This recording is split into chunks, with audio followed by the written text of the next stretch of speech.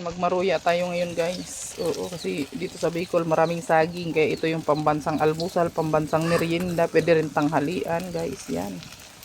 Maruya. Oo. Yan na yung ating naluto guys. Oh. Maruya.